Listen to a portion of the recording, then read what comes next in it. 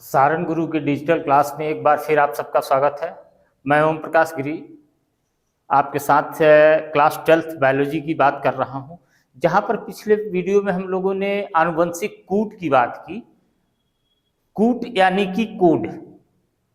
अब इन आनुवंशिक कूट की वजह से, इन कोडोन की वजह से हम जानते हैं कि अलग अलग प्रकार के एमिनो अम्ल बनते हैं और इन अमीनो अम्ल के जुड़ने से जब पॉलीमर मिलता है, इसका बहुलक बनता है तो प्रोटीन बनते हैं। Is it clear? ये सारी बातें हो चुकी हैं। अब आज हम लोग बात करेंगे कि अगर कूट लेखन के साथ, आनुवंशिक कूट के साथ में अगर कुछ त्रुटि होती है, कुछ परिवर्तन होते हैं, तो उसका क्या प्रभाव पड़ता है और ये प्रक्रिया कैसे होती है। साथ ही साथ सबसे महत्वपूर्ण इसमें बात आ जाती है कि उत्परिवर्तन की प्रक्रिया कैसे इससे नियंत्रित होती है, उत्परिवर्तन की प्रक्रिया इसके द्वारा कैसे प्रभावित होती है। इस मुद्दे पर आज हम लोग बात करेंगे। तो आइए बिना समय गंवाए हम बात करते हैं उत्परिवर्तन और आनुवंशिक कूट क्या कहता है। आनुवंशिक और कूट का कैसे क्या प्रभाव पड़ेगा उत्परिवर्तन की प्रक्रिया के साथ, तो इसको हम सब समझने की कोशिश करते हैं। तो यहां क्या दिया जा रहा है हमारे लिए, जीन व डीएनए के बीच आपसी संबंधों को उत्परिवर्तन द्वारा अच्छे ढंग से समझा जा सकता है। जीन और डीएनए के बीच आपसी संबंध को अगर हम समझ रहे हैं तो उत्परिवर्तन की प्रक्रिया को हम अच्छे से समझ सकते हैं, इसका व्याख्या कर सकते हैं। तुम उत्परिवर्तन और इसके प्रभाव के बारे में विस्तृत रूप से अध्याय 5 में पढ़ चुके हो, पिछले चैप्टर में हम लोग पढ़ चुके हैं। Is it clear? अब आगे सुनते हैं क्या कहानी है। एक डीएनए के खंड में अधिक लोपन, लूप्स एवं पुनर्योजन के प्रभाव के बारे में आसानी से समझ सकते हो। ये भी बात हो गई। जितने लूप्स बनते हैं उन लूप्स का अलग अलग मीनिंग होगा, उसके हिसाब से प्रोटीन सिंथेसिस होगा, उसका इम्पैक्ट पड़ता है। इसके साथ साथ वो डीएनए फिंगरप्रिंटिंग में भी कंट्रीब्यूट करते हैं। इसके परिणाम स्वरूप जीन के कार्य की क्षति या वृद्धि होती है, या लोपन हो रहा है और पुनर्योजन हो रहा है। तो लोपन होगा तो क्षति होगी, पुनर्योजन होगा तो वृद्धि होगी। ये कोलैबोरेट एक दूसरे से रिलेटेड है, ये समझो। ये क्षति लोपन, अगर लोप हो रहा है, कमी हो रही तो क्षति होगी, और पुनर्योजन हो रहा है तो वृद्धि होगी। बिंदु उत्परिवर्तन, पॉइंट म्यूटेशन, इंग्लिश वाला नाम ज्यादा याद रहता है इसलिए मैं रिपीट कर दे रहा हूं। पॉइंट म्यूटेशन का एक प्रतिष्ठित उदाहरण बीटा ग्लोबिन श्रृंखला के जीन में एक क्षार युग्म, एक बेस पेयर में परिवर्तन के परिणाम स्वरूप अमीनो अम्ल अवशिष्ट ग्लूटामेट से वैलीन में, अब ग्लूटामेट बनना है, वहां वैलीन बन जा रहा है, परिवर्तित होता है।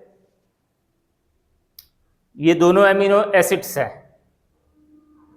तो एट द प्लेस ऑफ क्या हो जा रहा है, ग्लूटामेट, तो ग्लूटामेट की जगह पर वैलीना हो जा रहा है। सीक्वेंस में चेंजेज आ जाएंगे, और सीक्वेंस में चेंजेज आने का इंपैक्ट क्या हो रहा है, इसके परिणाम स्वरूप कुछ होने वाले रोग को दात्र कोशिका सुरक्तता, सिकल सेल एनीमिया कहते हैं। वो कंडीशन होगी जिसमें आरबीसी के शेप में परिवर्तन आ जाएगा, उसका आकार बदल जाएगा। इन जनरल हम जानते हैं कि that is the circular structure, और साइड से डंबल शेप्ड स्ट्रक्चर होता है। अगर साइड व्यू देखते हैं हम आरबीसीज का, तो आरबीसीज बीच में दबी हुई और दोनों किनारों पर उभरी हुई संरचना होती है, जिससे कि ऑक्सीजन कैरिंग कैपेसिटी इसकी ज़्यादा बेहतर होती है। लेकिन ये संरचना बदलकर एक सिकल के रूप में हो जाएगी, हंसिया के आकार में हो जाती है। दैट इज कॉल्ड द दात्र कोशिका सूरकता या सिकल सेल एनीमिया कहते हैं। पॉइंट म्यूटेशन, विद्युत परिवर्तन के कारण संरचनात्मक जीन में एक क्षार के प्रवेश, एक क्षार आ जा रहा है या विलोपन के बारे में नीचे दिए गए साधारण उदाहरण के द्वारा अच्छी तरह से समझ सकते हैं। एग्जाम्पल दिया जा रहा है कि कैसे ये बात होती है। इस एग्जाम्पल से आप क्लियर कर लो कि जो इस कंडीशन होंगी, जो भी चीजें होंगी वो कैसे होती हैं, किस तरह से बेस पेयर्स में चेंजेज आ जाते हैं। चूंकि ये अल्फाबेटिकल एक्सप्लेनेशन दिया जा रहा है, अल्फाबेटिकल कह रहा हूं, with the help of the alphabets के साथ, वही अल्फाबेटिकल ही एक्सप्लेनेशन यहां दिया जा रहा है। इससे आप क्लियर कर सकते हो कि जो छोटे छोटे चेंजेज होंगे वो किस तरह इंपैक्ट डालते हैं। तो इस चेंजेस के बारे में समझने की कोशिश करते हैं हम। इस देखो क्या दे रहा है, इस कथन पर ध्यान दो जो निम्न शब्दों से बना है। अब कैसे है ये हम जान रहे हैं, 3-3 लेटर्स चाहिए और इसी तरह के ट्रिपलेट्स होते हैं हमारे जेनेटिक कोड। तो उसी तरह के एग्जाम्पल को दिया गया है। एग्जाम्पल क्या है, राम हैज रेड कैट। अब सामान्य स्थिति में आप ये मान के चलो कि कहीं भी एक mRNA बना हुआ है, उसमें ये 4 कोड हैं। Ram is a code, has, red, cat, ये चारों 3-3 लेटर के वर्ड्स हैं। अब इनमें चेंजेस कैसे होते हैं, यदि हैज व रेड के बीच अक्षर बी को डाला जाए, रेड और हैज के बीच में किसको डाल दिया गया, बी अक्षर को डाल दिया गया, और कथन को पुनर्योजित किया जाए तो इसे निम्नवत पढ़ा जाएगा, राम हैज, यहां तक तो अंतर नहीं आया, लेकिन बीच में आ गया बी, तो BRE ट्रिपलेट बना दिया, लास्ट वाले को धक्का मार दिया तो ब्रे हो गया, और ये हो गया DCA। अब P अलग होता जा रहा है, देखिए फिर दूसरे जगह स्टेज में ठीक इसी तरह से उसी जगह पर हो अक्षर जो B1, अब इसे निम्नवत पढ़ा जाएगा, सॉरी BI, राम हैज, अब B के साथ किसको ले दिया गया, I को ले दिया गया, तो BIR हो गया। EDC ये लास्ट वाला इधर चला आया स्लिप करके, और A यहां फिर आ गया इसके साथ। फिर अब हम तीनों अक्षरों जैसे BIG को डालें तो कथन को निम्नवत पढ़ा जाएगा। अब यहां पूरा सेंटेंस चेंज हो गया, Ram has big red cat, एक वर्ड आ गया जिसकी मीनिंग है बिग, बड़ा। तो इसी तरह के चेंजेज हो जाते हैं और ये चेंजेज इंपैक्ट डालते हैं। अब यहां देखते हैं, उपयुक्त अभ्यास को रेड अक्षरों को एक के बाद एक विलोपित कर दोहरा सकते हैं। अब इसको रिपीट करना है। अब क्या करना है, अभी तो पुनर्योजन हम लोगों ने किया, एडिंग किया, अब कह रहा कि इसको हम गायब करके देखें क्या होता है। तो जब हम गायब करना शुरू कर रहे हैं तो क्या कंडीशन होगी, राम हैज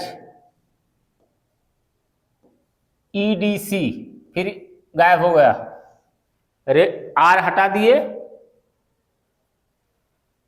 तो ED रह गया। अब राम हैज, फिर एक लेटर गायब किए ई को भी, तो DGA रह गया, P लास्ट में आ गया, फिर हमने कौन सा अक्षर लेटर गायब किया, फिर डी को गायब किया, तो राम हैज कैप आ गया। एक दूसरा सेंटेंस बन गया, तीसरा सेंटेंस, सॉरी, शुरुआत कहां से हमारी थी, राम हैज रेड कैप, फिर से देखते हैं तो हाँ अब इशारे दिख रहे हैं। तो शुरुआत जो हमारी थी Ram has red cap, original sentence ये था। एडिशन किया गया तो Ram has big red cap आ गया। जब डिलीशन हो रहा है, विलोपन कर रहे हैं, तो हमको क्या मिल गया, राम हैज कैप। अब इन दोनों एग्जाम्पल से आप समझ सकते हैं कि किस तरह के चेंजेज आते जाते हैं, हो जाएंगे चेंजेज। इस तरह चेंजेज होने की वजह से ये क्या है बताइए, ये जेनेटिक कोडोन है, या हिंदी में कहें तो आनुवंशिक कूट है। और हम जानते हैं कि एक कूट एक स्पेसिफिक एमिनो एसिड का, एमिनो अम्ल का निर्माण करता है। अब यहां पर 4 है, जब एडिशन किया गया तो हमने देखा कि 5 कोडोन हो गए।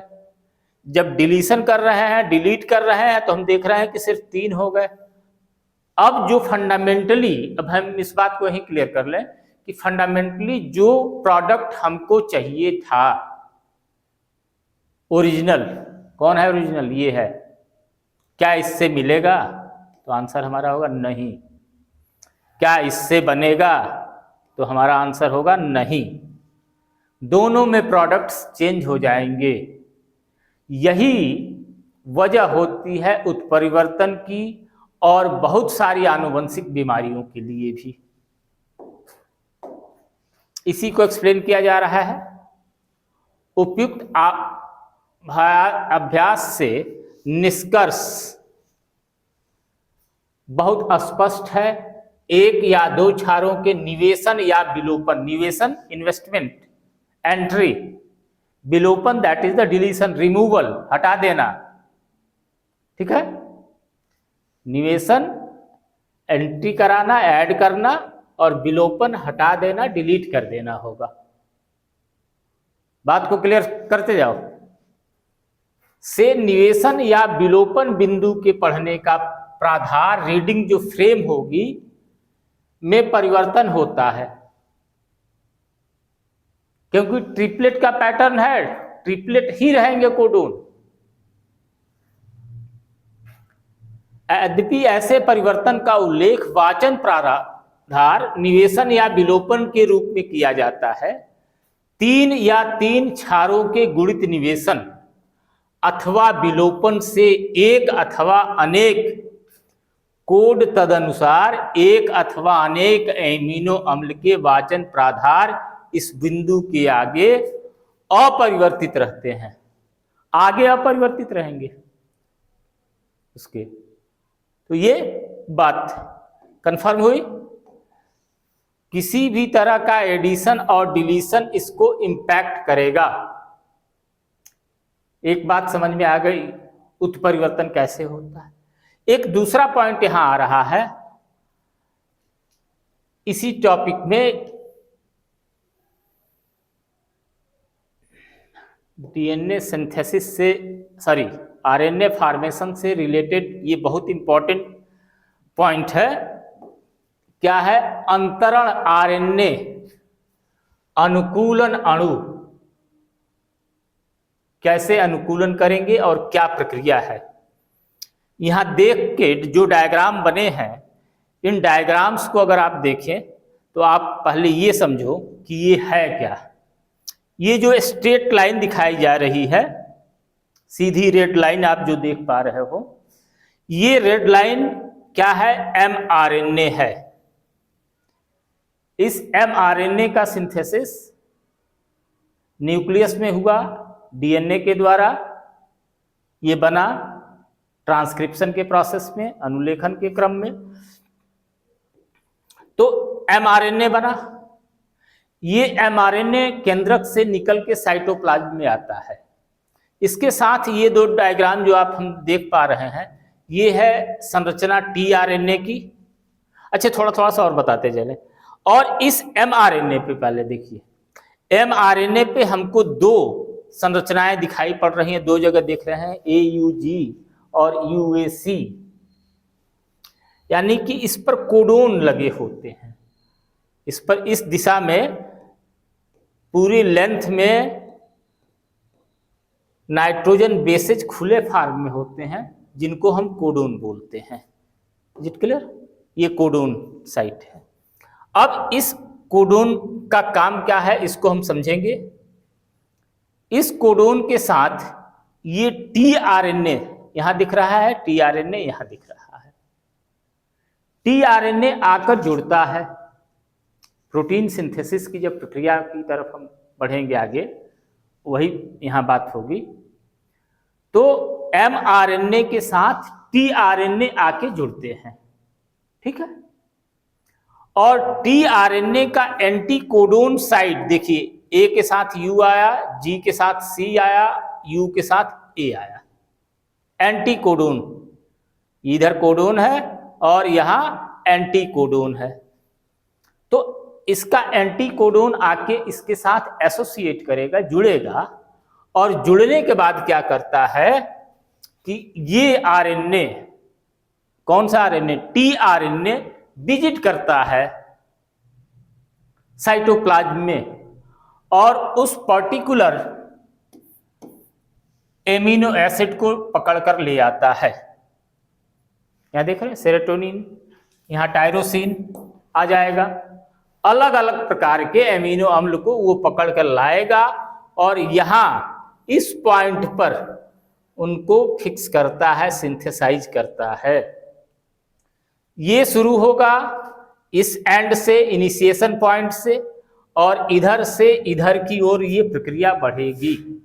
ये टर्मिनेशन पॉइंट होगा जहां पर की प्रक्रिया जाके आखिर में समाप्त हो जाएगी। देखते हैं बुक में क्या है, हमारे क्या डिस्क्रिप्शन है। कूट परिकल्पना के बारे में कि बहुत समय पहले से फ्रांसिस क्रिक के अनुसार कूट के पढ़ने और इसके अमीनो अम्ल से संबंध रखने वाली एक क्रियाविधि है। कौन सी क्रियाविधि है, कैसे है? क्योंकि अमीनो अम्ल में कोई संरचनात्मक विशिष्टता नहीं होती, उसमें कुछ स्पेसिफिकेशन नहीं है जिससे कि यह कूट को विशेष ढंग से पढ़ सके। अमीनो एसिड डायरेक्ट नहीं पढ़ सकता, रीड कर सकता कोडोन को, कूट को, कूट या कोडोन। इसके अनुसार एक अनुकूलतम अणु जो एक तरफ से कूट को पढ़ता है और दूसरे तरफ इसके विशिष्ट अमीनो अम्ल जुड़ जाते हैं, अंतरण आरएनए, जिसे विलेय आरएनए कहते हैं। यानी कि इस अंतरण आरएनए, जिसको कि हम ट्रांसफर आरएनए पढ़ते हैं, यही अंतरण का काम करता है, इंटरमीडिएट का काम करता है। किसके किसके बीच में? mRNA और एमिनो अम्ल के बीच में। तो ये पढ़ता है, हम बता चुके, एक बार समराइज कर चुके कि ये पढ़ेगा, उसी के हिसाब से एमिनो अम्ल को ले आएगा और यहां पर जोड़ देगा और इसकी श्रृंखला बनती जाएगी। सॉरी, तो और क्या कह रहा है? अंतरण आरएनए, जिसे कि विलेय आरएनए, सॉरी एसआरएनए, सॉल्युबल आरएनए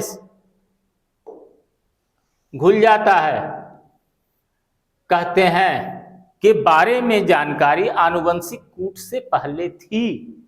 यानी कि कोडोन की जब बात हुई उसके पहले फ्रांसिस क्रिक ने ही बताया था कि ये tRNA होता है।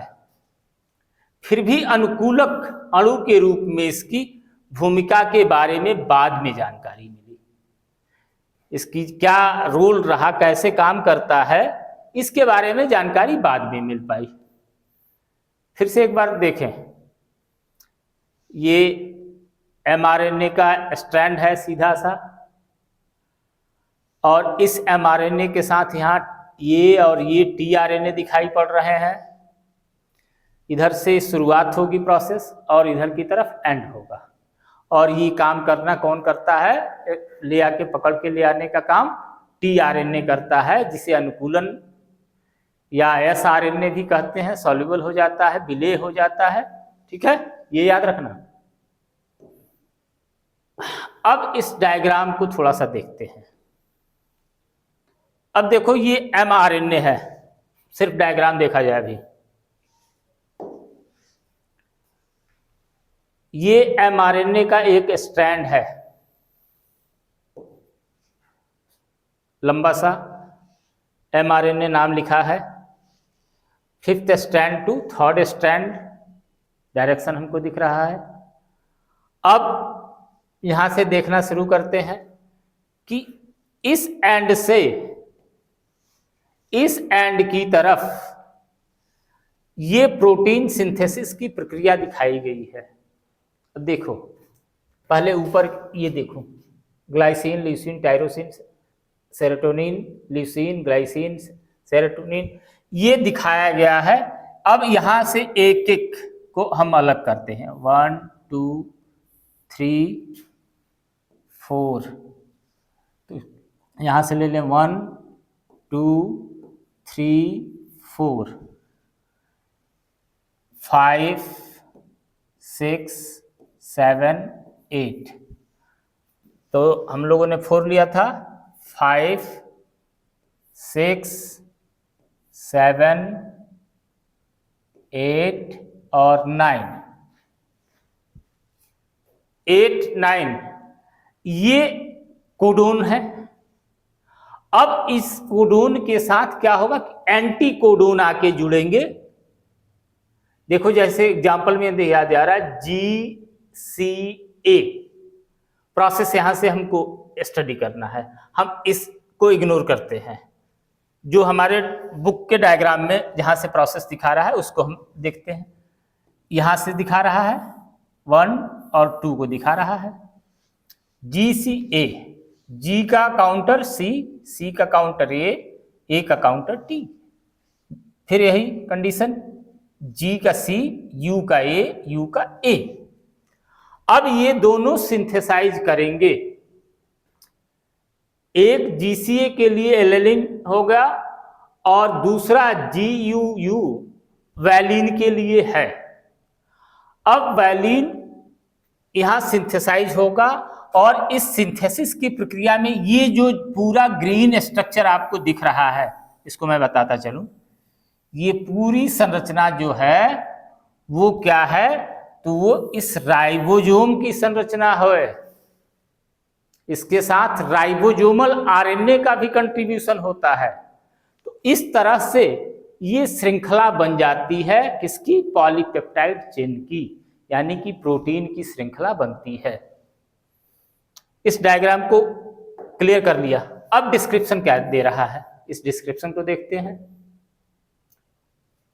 अंतरण आरएनए, अंतरण कौन था? कौन था? टीआरएनए में एक प्रतिकूट एंटीकोडोन फंदा होता है। हम लोगों ने पिछले डायग्राम में देखा, यहां भी दिख रहा है कोडोन के एंटीकोडोन। टीआरएनए है तो टीआरएनए का एंटीकोडोन साइड ये दिख रहा है, जिससे कूट के पूरक क्षार मिलते हैं, कंप्लीमेंट्री बेसेज मिलेंगे। वह इसमें एक एमिनो अम्ल स्वीकार्य छोर होता है, जो एक छोर, इसके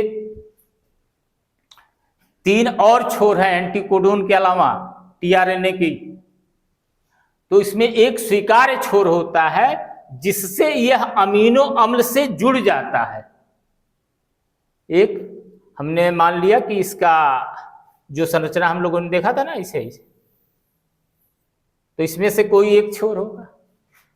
लेकिन जनरली जब हम स्ट्रक्चर पढ़ते हैं टीआरएनए का तो हम देखेंगे कुछ इस तरह की संरचना होती है टीआरएनए की।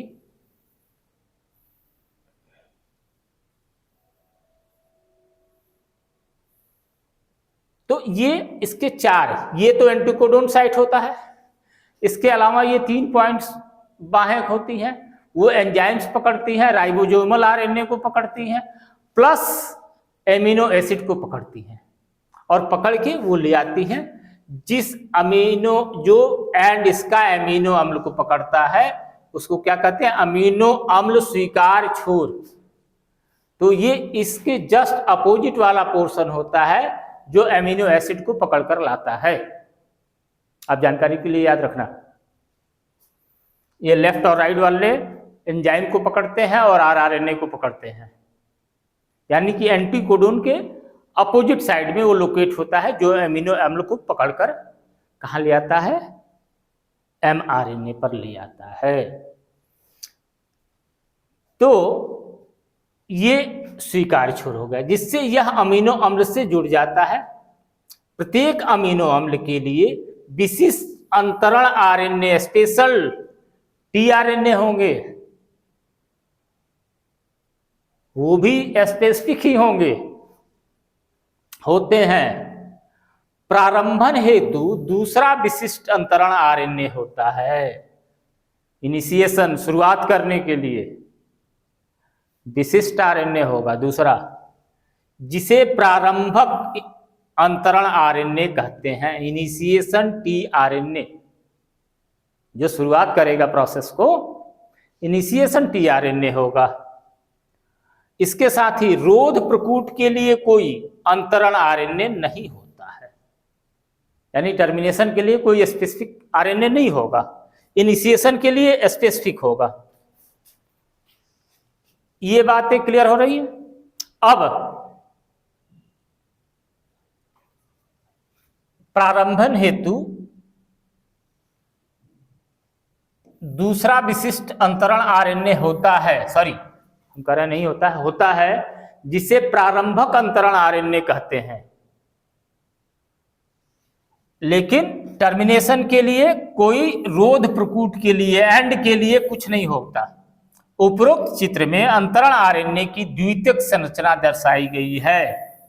सेकेंडरी स्ट्रक्चर जो तिपहिया क्लोवर लीफ की तरह होती है, लौंग की पत्ती की तरह जो संरचना हम अभी बनाए, ये सामान्य तौर पर इसको अगर हम बनाते हैं तो कुछ इस तरह की संरचना बनाते हैं। ये क्लोवर लीफ, लौंग की पत्ती, या हमारे यहाँ कौन सा, बेलपत्र, बेलपत्र की तरह की संरचना होती है। तो बेलपत्र में जो बड़ी वाली पत्ती है, वो बड़ी वाली पत्ती क्या है, ये कौन सा, एंटीकोडोन साइट है, एंटीकोडोन है ये, जो कि जाके मैसेज को पढ़ेगा। तिपहिया क्लोवर की पत्ती जैसी दिखाई देती है। वास्तविक संरचना के अनुसार अंतरण आरएनए सघन अणु है जो उल्टे एल की तरह दिखाई देता है। अब यहां पर जो बताया जा रहा है कि उल्टे एल की तरह, कुछ इस तरह का, ऐसा नहीं है। जब एक्सप्लोर करेंगे स्ट्रक्चर को तो आपको क्लोवर लीफ का स्ट्रक्चर बनाना होगा और यही स्ट्रक्चर बनाना होगा टीआरएनए के लिए, ठीक है। तो ये कहानी थी, हम लोग बात कर रहे थे किसकी, तो आनुवंशिक कूट की। अब इस वीडियो में हम लोगों ने दो चीजें समझी। क्या समझा? पहला तो अगर आनुवंशिक कूट में कुछ भी अगर बदलाव होते हैं तो ये बदलाव का होना, हाँ कहाँ गया, ये बदलाव का होना क्या करता है, इम्पैक्ट डालता है, प्रभाव डालता है। अगर इन ट्रिपलेट्स में कुछ भी बदलाव हुआ, एक एग्जाम्पल हम लोगों ने लिया, इसमें अल्फाबेट्स को एंट्री कराया, BIG एंटर कराया, तो यहाँ एक वर्ड हो गया बिग। तो राम हैज रेड कैप की जगह यहाँ हमको क्या मिल गया, Ram has big red cap. Result change हो गया। अब डिलीशन कराया तो फिर एक दूसरा तीसरा वर्ड मिल गया। इसमें एक एक वर्ड को हम डिलीट करते जा रहे हैं बीच में से। यहाँ पहले हमने डी गायब किया, सॉरी आर गायब किया, फिर यहाँ ई गायब किया, फिर यहाँ डी गायब किया, तो रेड वर्ड ही पूरा गायब हो गया। शुरुआत में जो यहाँ पर रेड था वो पूरा यहाँ पर गायब हो गया है, राम हैज कैप रह गया। तो इसी तरह आनुवंशिक कूट के साथ भी होता है, किसी भी तरह का अगर उत्परिवर्तन होता है तो वो पॉइंट म्यूटेशन हो या कोई अन्य हो तो उसकी शुरुआत होगी यहाँ से। ठीक है, एक बात। और दूसरी बात हम लोगों ने क्या समझी, अंतरण आरएनए, ट्रांसफर आरएनए कौन सा होता है और उसका क्या रोल होता है। ठीक है, अब इसके आगे वाले वीडियो में हम लोग बात करेंगे स्थानांतरण या रूपांतरण, जिसमें कि अमीनो अम्ल का निर्माण के पॉलीपेप्टाइड्स चेन का बनना होता है, उसके पॉलीमर बनते हैं और प्रोटीन सिंथेसिस की फाइनल प्रक्रिया होती है। एक बात और बता दें, एक लाइन की है कि जब हम पूछेंगे या एग्जाम में पूछे जाते हैं प्रोटीन सिंथेसिस में, तो ये दोनों प्रक्रियाएं, ये सेकेंड स्टेप होता है स्थानांतरण का, पहला होता है रूपांतरण, ट्रांसक्रिप्शन और ट्रांसलेशन स्थानांतरण। तो नेक्स्ट वीडियो में हम बात करेंगे इस हेडिंग की, क्या है, स्थानांतरण या रूपांतरण। ठीक है, आज के लिए बस इतना ही। Thank you very much for watching the video. Go ahead in life.